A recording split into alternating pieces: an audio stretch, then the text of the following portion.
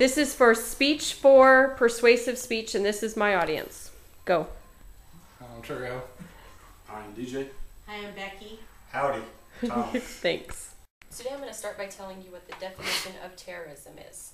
The definition of terrorism is a premeditated, politically motivated violence perpetrated against targets by subnational groups or clandestine agents, usually intended to influence an audience.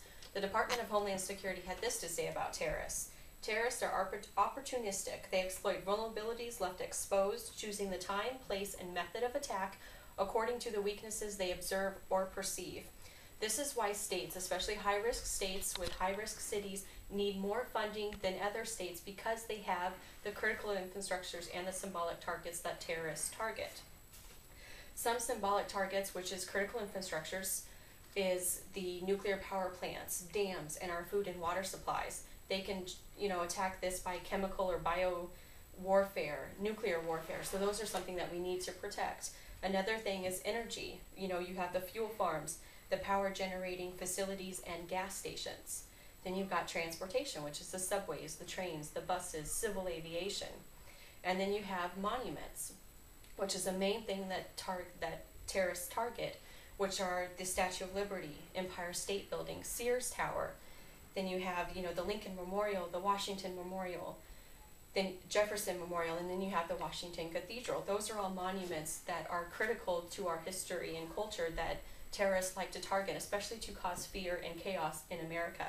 And then you have the public places. We're not able to secure these more because they are public places. But some of those are, shopping malls, you have hotels, you have restaurants, you even have the airports, just going in and out. Those are all public places that is pretty hard to target and secure because it is a public place. Some of the high-risk cities are Washington, D.C., New York, Los Angeles, Chicago, and Las Vegas. Las Vegas, obviously, you have the Strip, the casinos, the MGM, the Palms. And Washington, D.C. actually in 2004 spent $10.3 million on overtime and security to secure their checkpoints. So $10.3 million were just going to pay for their employees for overtime and security equipment. It wasn't going to, help train their police officers or fire department to respond to a terrorist attack. $10.3 million was just going to overtime. And then you've got New York City, which the mayor actually criticized the nation's counterterrorism budget as a pork barrel spending at its worst. And he criticized them just recently with the car bomb in Times Square. He said, this is why we need more funding. This is why I've been fighting for more funding every single year, because we are a target for terrorism. It happened with the World Trade Center, unfortunately, and it happened with New York Times Square with the car bomb. I mean, they were able to respond quickly, but because they are a huge target and they're right on, the East Coast, that they are a target and they need more funding to help secure their symbolic targets and their critical infrastructures. And this is how disbursements for Homeland Security disperses their funds. They usually went by a state-by-state allocation. They assumed that any state could be a target, and so they gave even money across the board.